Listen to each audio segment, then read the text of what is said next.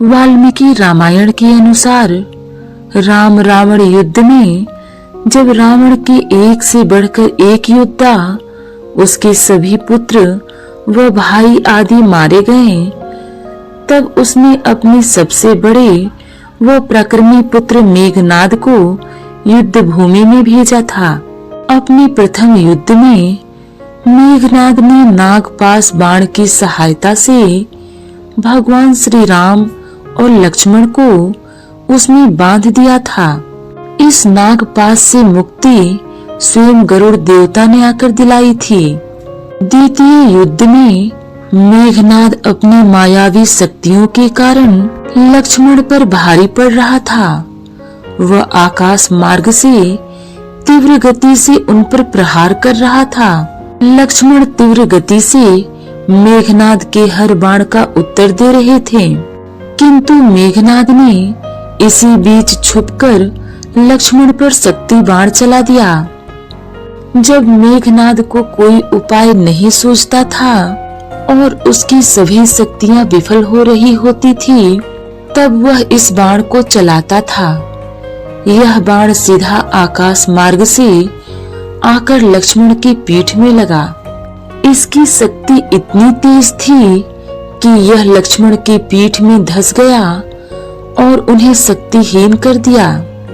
बाण के लगते ही लक्ष्मण के हाथों से धनुष बाण छूट गए और वे मूर्छित होकर धरती पर गिर पड़े। जब मेघनाद ने यह देखा तो वह अत्यंत प्रसन्न हुआ और लक्ष्मण का मृत शरीर अपने पिता को सौंपने के उद्देश्य से उनके पास गया। उसने अपने सैनिकों को लक्ष्मण का मृत शरीर उठाकर उसे लंका के महल में ले जाने का आदेश दिया, किंतु कोई भी लक्ष्मण का शरीर नहीं उठा पाया। यह देखकर स्वयं मेघनाद लक्ष्मण का शरीर उठाने के लिए आगे आया, किंतु अपनी पूरी शक्ति लगाने के पश्चात भी वह लक्ष्मण को उठा नहीं पाया। इसके बारे में रामायण में लिखा है कि लक्ष्मण स्वयं शेषनाग के अवतार थे, जिनके फन पर ही यह पृथ्वी टिकी है। शेषनाग अपने आकार में ही इतना विशाल है कि उनका भार किसी सामान्य व्यक्ति के द्वारा उठाना असंभव है। जब लक्ष्मण जी मूर्छित होकर धरती पर गिर पड़े तो उनका शरीर का सारा भार धरती पर आ गया था, जिसे उठा पाना मेघनाद के लिए संभव नहीं था। गोस्वामी तुलसीदास द्वारा रचित श्री रामचरितमानस के अनुसार रावण के पुत्र मेघनाद व लक्ष्मण के बीच जब भयंकर युद्ध हो रहा था, उस समय मेघनाद ने वीर धातिनी शक्ति चलाकर लक्ष्मण को बेहोश कर दिया। हनुमान जी उसी अवस्था में लक्ष्मण को लेकर श्री राम के पास आए। अपने प्रिय अनुज लक्ष्मण को इस अवस्था में देखकर श्री राम बहुत दुखी हुए। तब जामवंत ने हनुमान जी से कहा कि लंका में सुसेन नामक वैद्य रहता है, तुम उसे यहाँ ले आओ। हनुमान जी ने ऐसा ही किया। सुसेन वैद्य ने हनुमान जी को उस पर्वत और औषधि का नाम बताया और हनुमान जी से उसे लाने के लिए कहा, जिससे कि लक्ष्मण पुनः स्वस्थ हो जाएं। हनुमान जी तुरंत उस औषधि को लाने चल पड़े। जब रावण को यह बात पता चली तो उसने हनुमान जी को रोकने के लिए कालनेमी दैत्य को भेजा।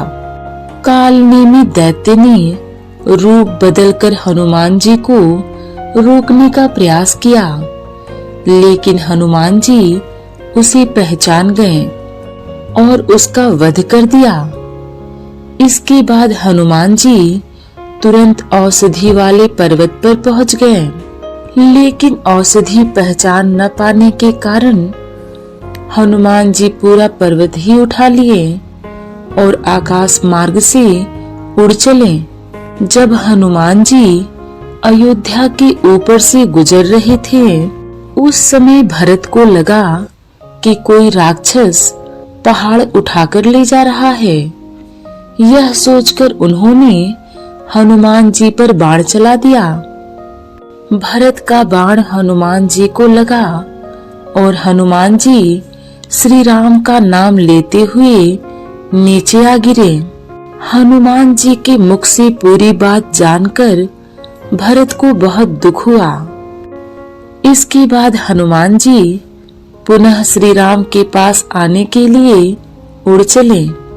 कुछ ही देर में हनुमान जी श्री राम के पास आ गए और उन्हें देखते ही वानरों में हर्ष छा गया। सुसेन वैद्य ने औषधि पहचान कर तुरंत लक्ष्मण का उपचार किया, जिससे वे पुनः स्वस्थ हो गए। हनुमान जी द्वारा पर्वत उठाकर ले जाने का प्रसंग वाल्मीकि रामायण के युद्ध कांड में मिलता है।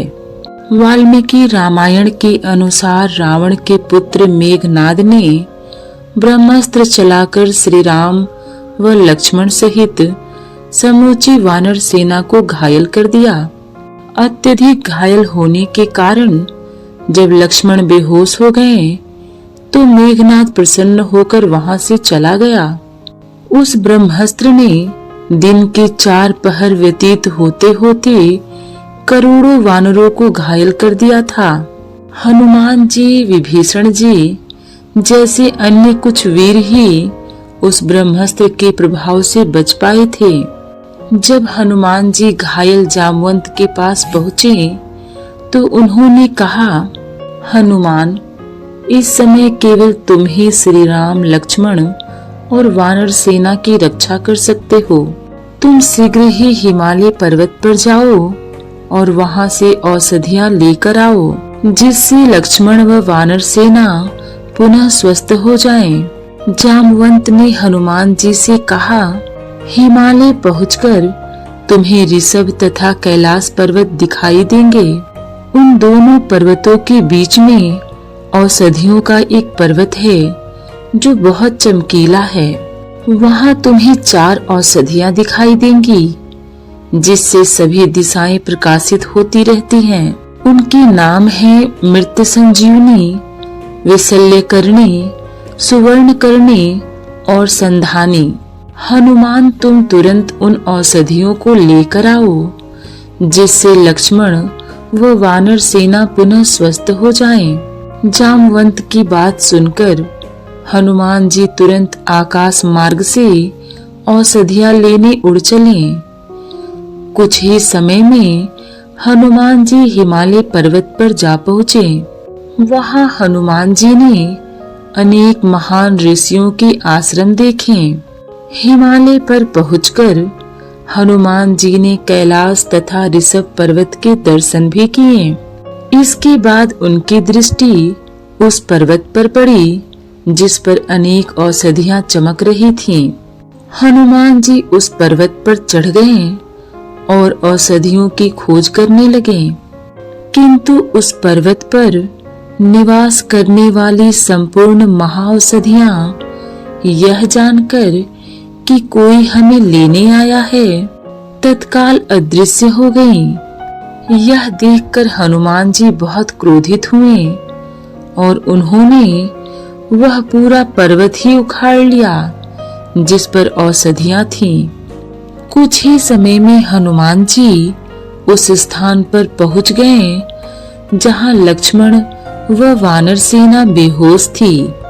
हनुमान जी को देखकर श्री राम की सेना में पुनः उत्साह का संचार हो गया। इसके बाद उन औषधियों की सुगंध से लक्ष्मण व घायल वानर सेना पुनः स्वस्थ हो गई। उनके शरीर से वाण निकल गए और घाव भी भर गए। इसके बाद हनुमान जी उस पर्वत को पुनः वहीं रखाए जहां से लेकर आए थे। जहां वाल्मीकि रचित रामायण के अनुसार हनुमान जी पर्वत को पुनः यथास्थान रखाए थे, वहीं तुलसीदास रचित रामचरितमानस के अनुसार हनुमान जी पर्वत को वापस नहीं रख आए थे। उन्होंने उस पर्वत को वहीं लंका में ही छोड़ दिया था। श्रीलंका के सुदूर इलाके में श्रीपद नामक एक पहाड़ है।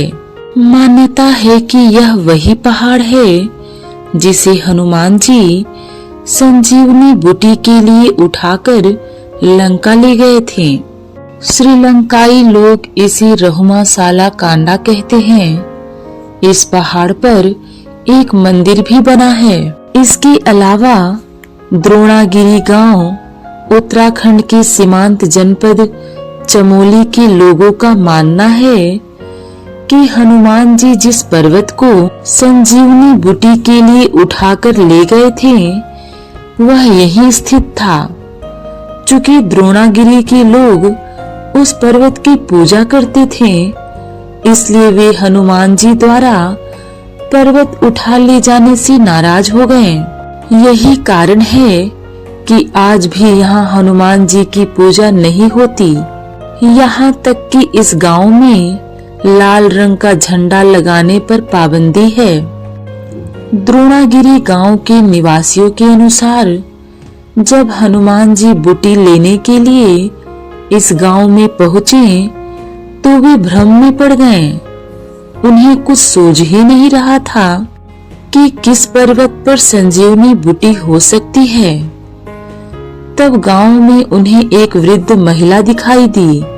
उन्होंने पूछा कि संजीवनी बूटी किस पर्वत पर होगी। तब उस वृद्ध महिला ने द्रोणागिरी पर्वत की तरफ इशारा किया। हनुमान जी उड़कर पर्वत पर गए, पर बूटी कहाँ होगी यह पता न कर सके। वे फिर गांव में उतरे और वृद्धा से बूटी वाली जगह पूछने लगे। जब वृद्धा ने बूटी वाला पर्वत दिखाया तो हनुमान जी ने उस पर्वत के काफी बड़े हिस्से को तोड़ा और पर्वत को लेकर उड़ते बने। बताते हैं कि जिस वृद्धा ने हनुमान जी की मदद की थी उसका सामाजिक बहिष्कार कर दिया गया। आज भी इस गांव के आराध्य देव पर्वत की विशेष पूजा पर लोग महिलाओं के हाथ का दिया नहीं खाते और न ही महिलाएं इस पूजा में मुखर होकर भाग लेती हैं।